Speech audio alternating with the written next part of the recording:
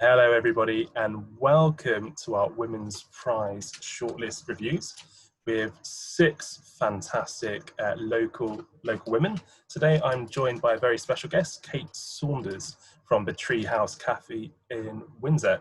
Hello Kate. Hello Dan. Hi, how are you doing? It's 100 degrees outside. How are you coping? It is pretty hot, but I'm staying nicely in the shade and I've got lots of fans, so doing all right actually. And I've got my ginger beer. Oh, So fantastic. It's very Enid Blyton. Brilliant. So a little bit about this is that we're going to be reviewing the Women's Prize shortlist, 6 books. And today we're going to be talking a little bit about Maggie O'Farrell's Hamnet. So we've given Kate the book to read, so we'll be getting some of her thoughts on the book. But before we go into the book, Kate, I'd just like to ask you a little bit about yourself and the Treehouse Cafe projects that you're involved with. Could you explain? Could you tell us a little bit about that? Well, yes, my role is the community manager at the Treehouse Cafe, which is part of Windsor Baptist Church. And for those that don't know it, it's a large building in Victoria Street. Many of people watching may recognise it because of it runs a family-friendly cafe. During the week, we have lots of things going on with ballet, Pilates, rock choir, showstoppers, loads of things happening, but also we do lots of community projects as well. So I've been working there for, I think this is my about 4.5 years now. There's never a dull moment. We're passionate about just being a relevant space for the local community, whether it's to be there for a mum who's had a difficult day and give her a cup of coffee and make life, you know, a bit more connecting and a bit more supportive for her, or whether it's working with our street angels. We host the Street Angels Safety Hub on a Friday and a Saturday evening. We have an UP depression anxiety group that meet at the church. And all of this, you know, is supported by a whole host of volunteers who give up their time to make this place a vibrant and very supportive community hub for those that want to access it for various reasons. I have So to say, I'm garbling, but no, you know, you're not at all. I'm very passionate about, you know, what we can do for the community. Yeah, I have to say we've as a library service, we've visited the Treehouse Cafe several times. Often I'm dressed as a blue bear, an extremely tall blue bear. But I can attest it is a massive, it's a wonderfully vibrant place, and it feels like everybody is welcome. And you do such a great job there. It really is a wonderful space. Well, we really value our local partnerships, especially like with the library. You've brought so much in there. We've done some Read With Me groups as well, specifically for army families. So it's been a great sort of opportunity to work with other amazing charities and partnerships in the town.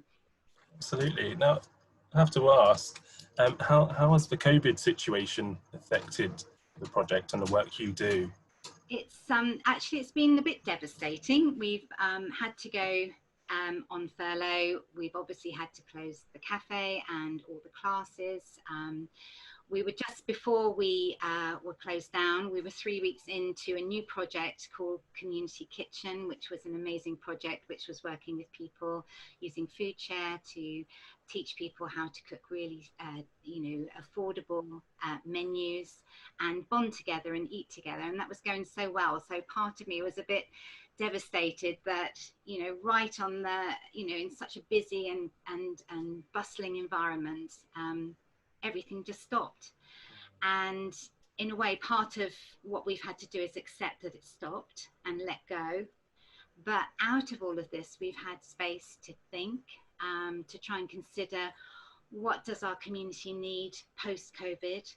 How can we be a part of the recovery of people with their mental health, with perhaps financial needs, emotional needs?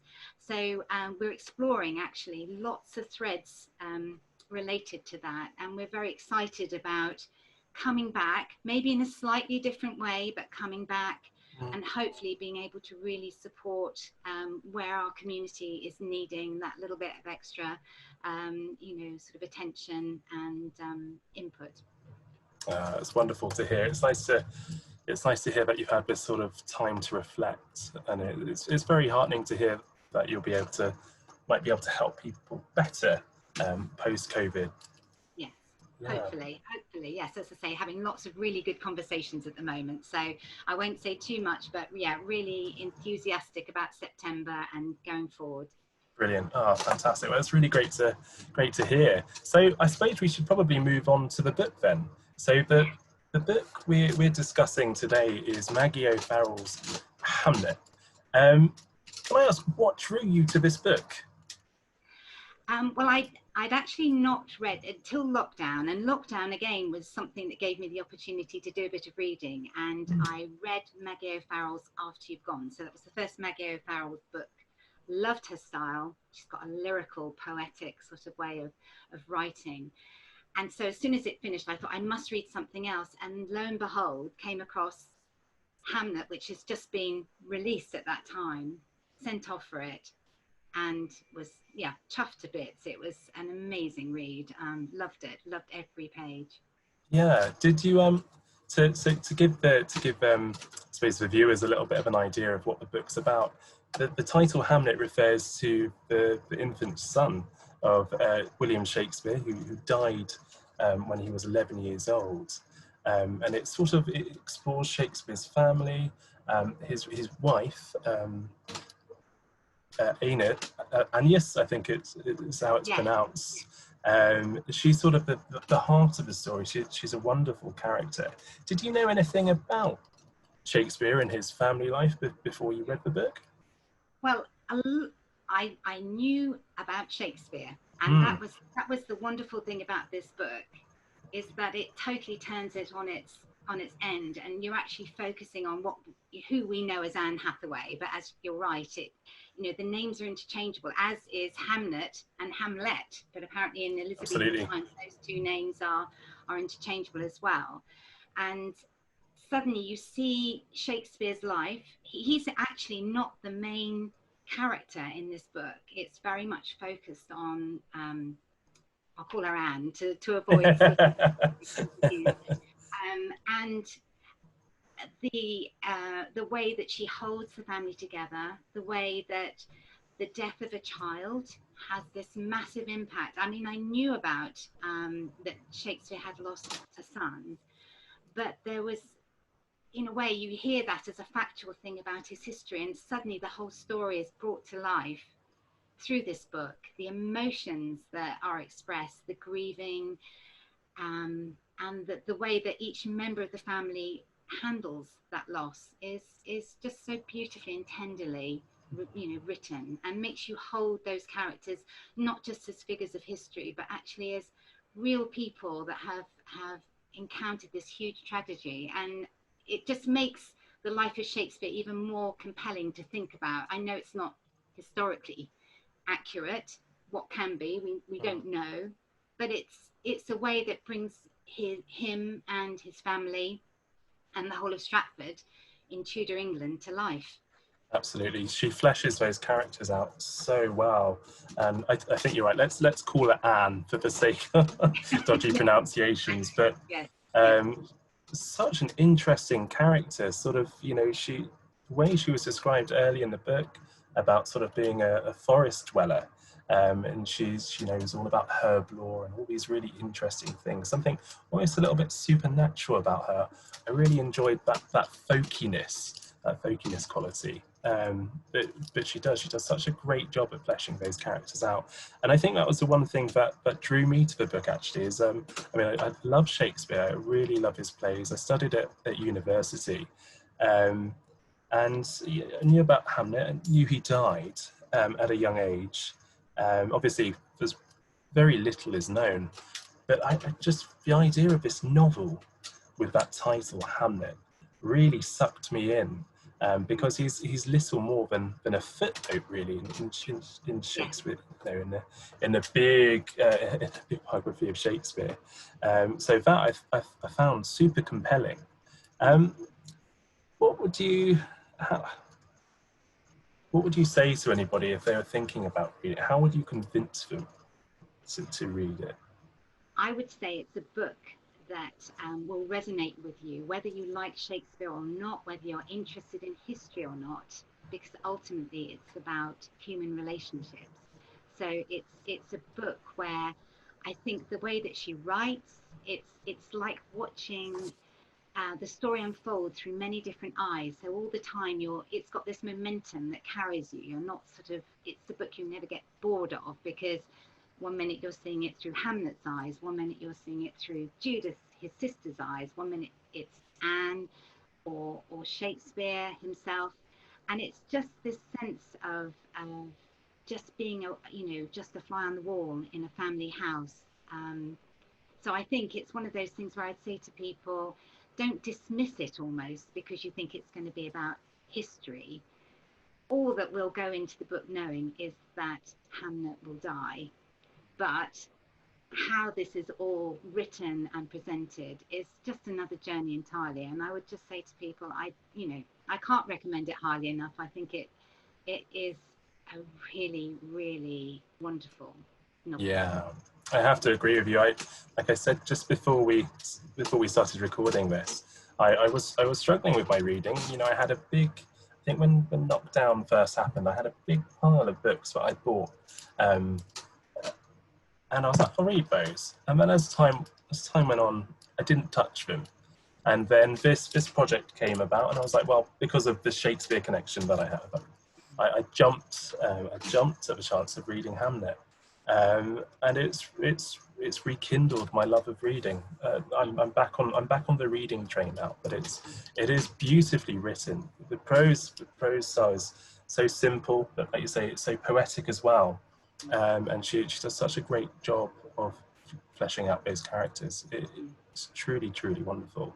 Um, we want you, the viewers, to try and also engage in this women's shortlist. And we'd really like for you to vote on which book you'd like to win the prize. And of course, there will be an overall winner, which will be announced sometime in September. But we'd like to get your votes as well. So, Kate, are there any final remarks you'd like to make about the book, about why people should vote for Hamnet? I think actually, one thing I haven't mentioned is that during this time of COVID, where we've all been taken into this rather weird and surreal world, actually, this book itself um, takes you back into Tudor England, where, of course, the plague was ever present. There were moments where the playhouse shut down, moments where, people were emotionally distant, socially distancing from each other. So again, I would say that although it's a book set in history, there are many points where you will be able to identify, not only emotionally, but actually in the context of living with a fear of illness as well. That is amazingly prophetic almost when she was writing the book. There are these things that really resonate now, that she writes about, that obviously were very current in Tudor England as well. So it kind of is comforting to feel that as a world we've been there before and we'll probably be there again. But people get on with life, and yeah, it just, as I say, it's a book that I think will tick people's boxes wherever they're at. I've yet to meet somebody that didn't actually feel, enriched for reading it. Yeah, that's a really beautiful sentiment. Thank you very much, Kate, for that. Just before we wrap up on this, was there any final words you wanted to say about the project, and perhaps about maybe recruiting some volunteers? Yes, yes, because what I want to say is that really what makes our project so special are the amazing volunteers that turn out to volunteer for the cafe and for all the other groups that we run. And it's just, I feel like we want to be a community. We want to be a community to people that need community, but also the people that volunteer make it such a special place to be. And if people are looking for somewhere to come to receive, but maybe even to give as a volunteer, then we'd love to hear from you. You'd be more than welcome to contact me and see as we start to reopen our doors in September, if there's a way that you can come and be part of our community. Fantastic. We'll make sure we get those details put into the comment section as well for anybody who might be interested to go and help volunteer at the Treehouse Cafe. Well, thank you very much, Kate, and thank you everybody else for watching this video. We'd love you to cast your votes on the shortlist, which book you think should win. I think I have to say for now, my vote does lie with Hamnet. It's an extraordinary, book. It really is a fantastic story.